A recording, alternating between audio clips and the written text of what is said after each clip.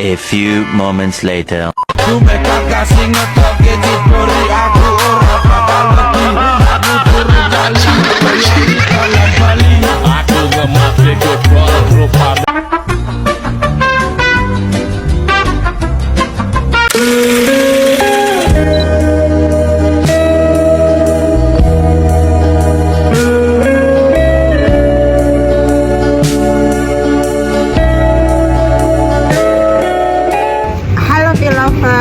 Selamat datang kembali di channel Filsafat Hukum.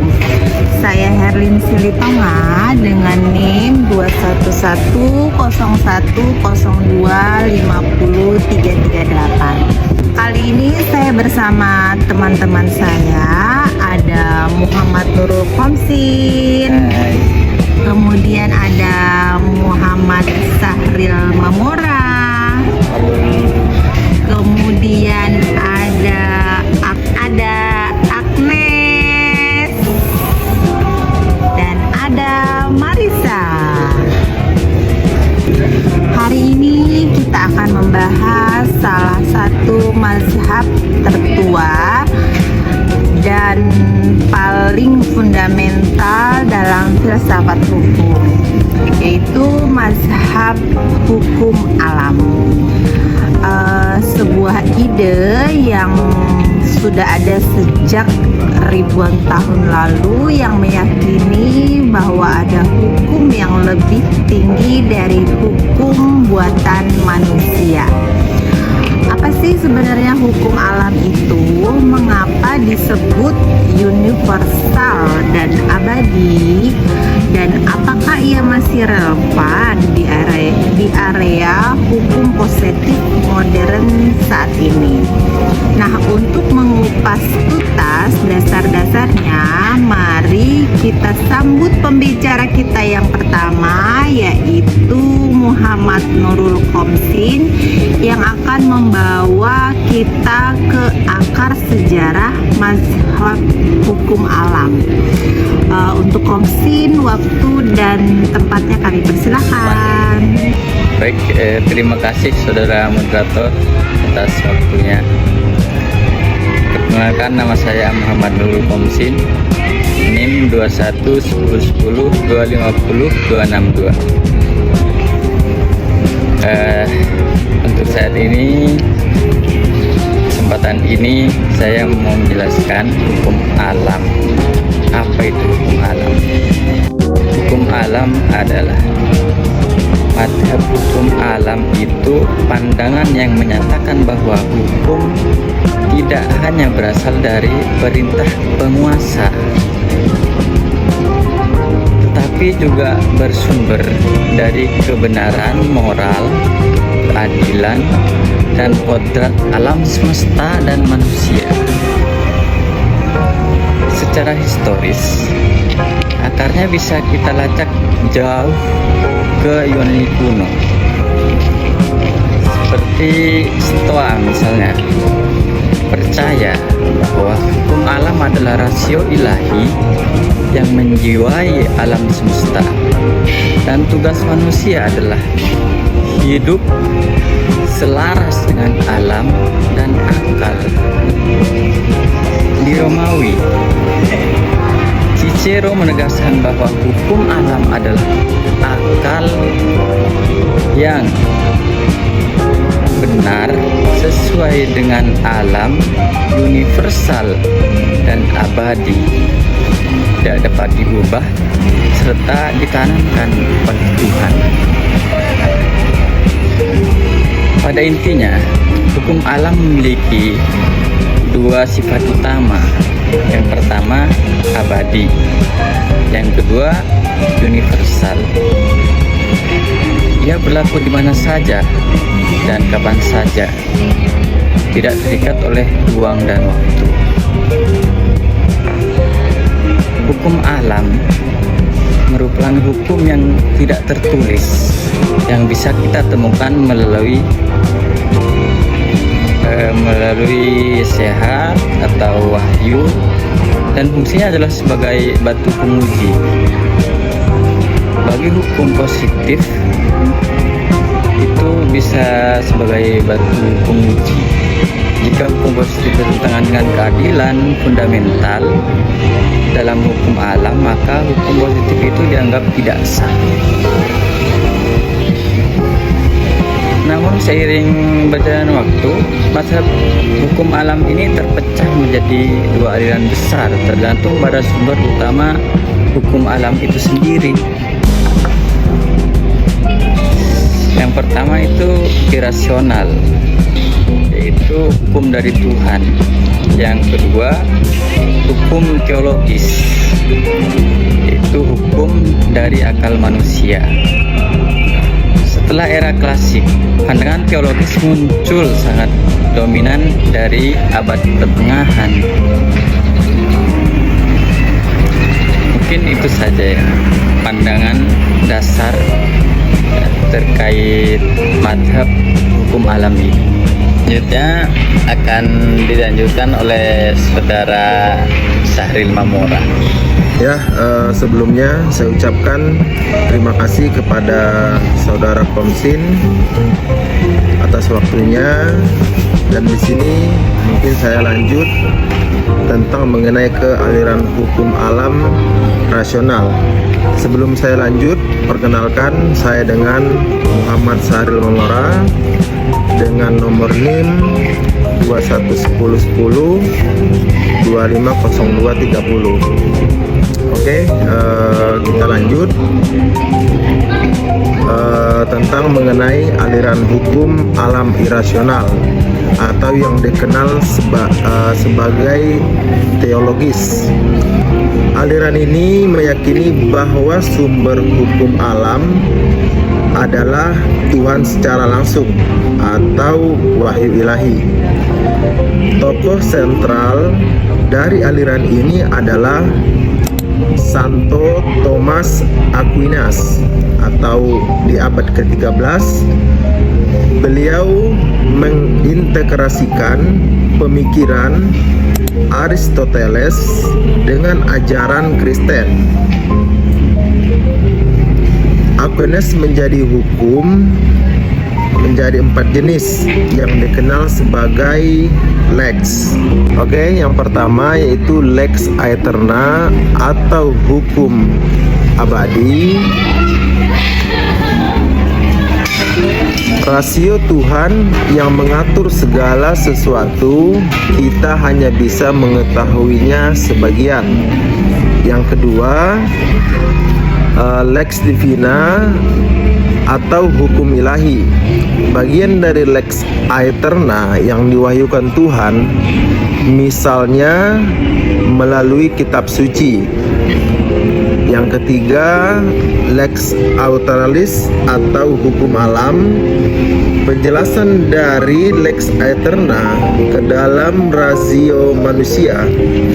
Ini adalah kemampuan manusia untuk membedakan yang baik dan yang buruk. Dan yang keempat, lex positivia atau hukum positif, hukum yang dibuat oleh manusia atau negara sebagai penerapan dari lex naturalis dalam kehidupan nyata. Bagi Aquinas, hukum positif yang bertentangan dengan lex naturalis atau dengan hukum alam tidak sah karena tidak berakar pada rasio ilahi. Prinsip dalam hukum alam teologis adalah melakukan kebaikan dan menghindari kejahatan. Tokoh lain dari aliran ini termasuk John Salisbury dan Dante Alighieri. Ini menunjukkan betapa kuatnya pengaruh agama dalam pandangan hukum pada abad pertengahan.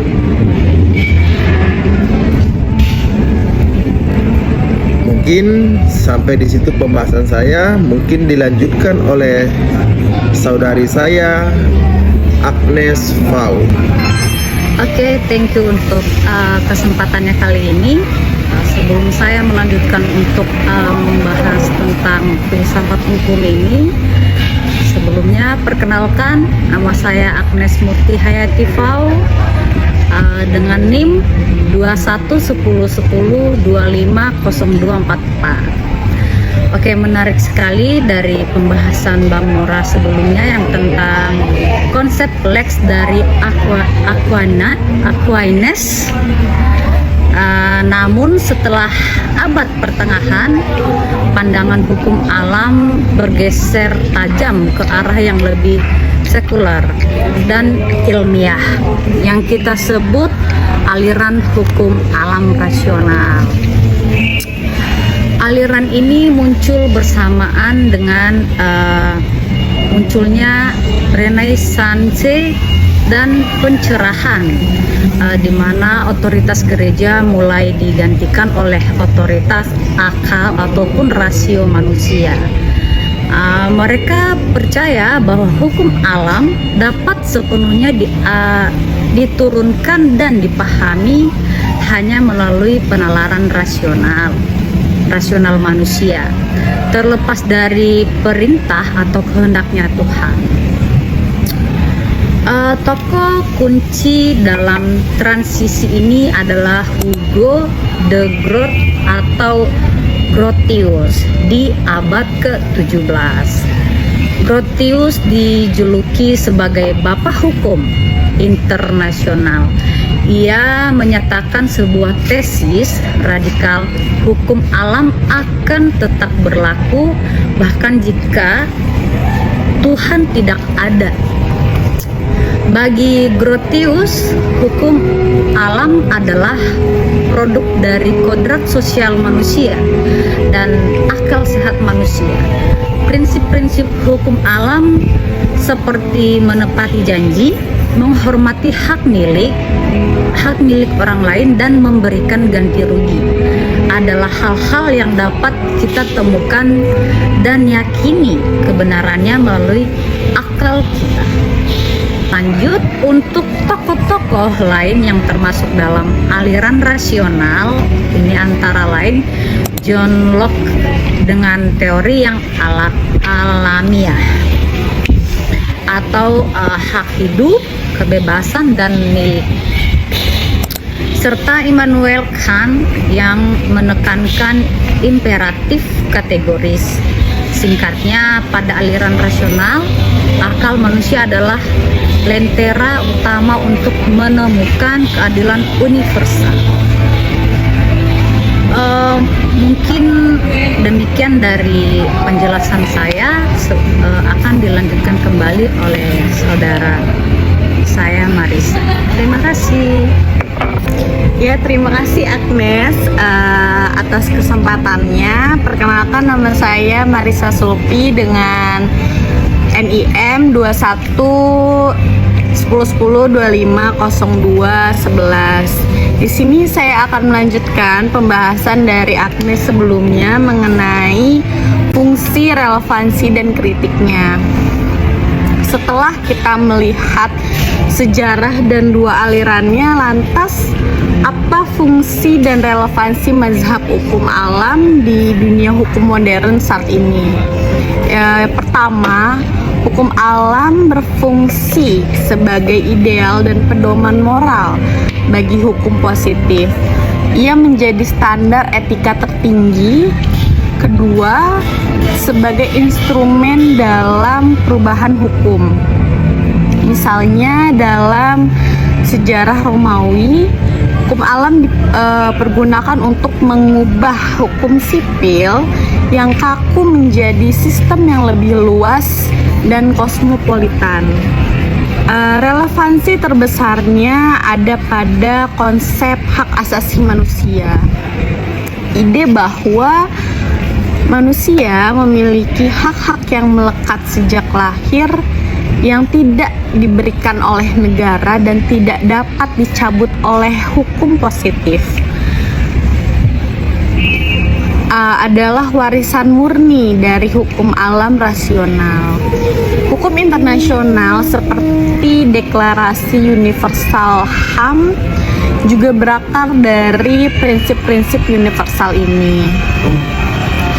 Meskipun ideal, hukum alam juga mendapat kritik keras terutama dari mazhab positivisme hukum.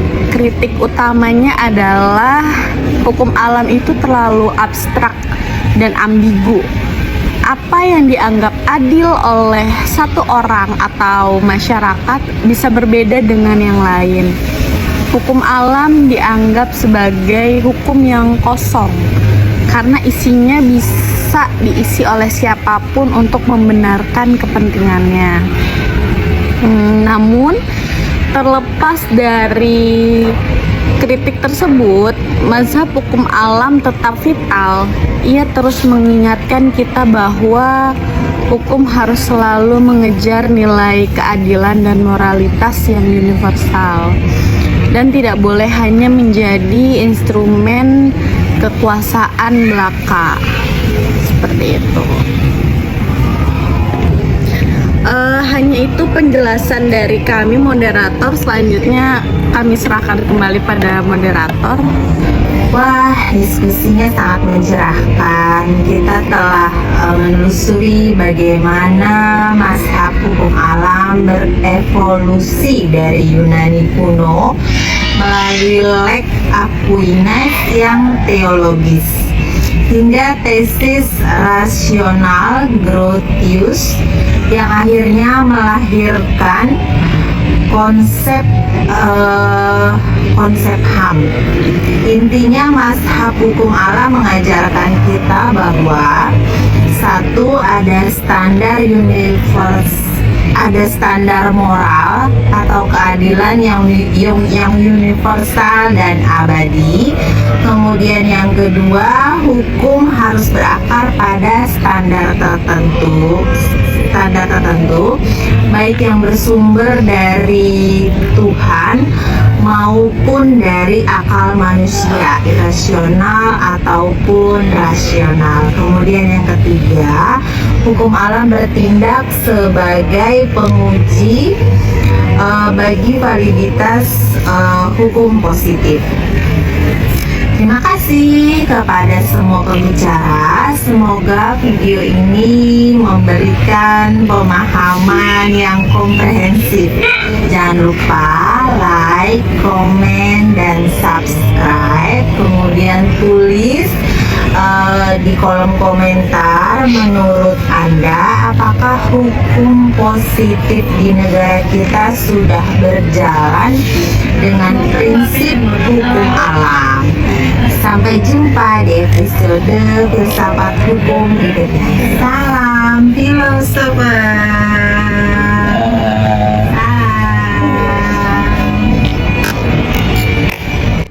Untuk memenuhi tugas filsafat hukum. Sekian dari kami. Wabillahi taufiq wal hidayah. Assalamualaikum warahmatullahi taala wabarakatuh. Terima kasih. Terima kasih Bu Padanda. Oke.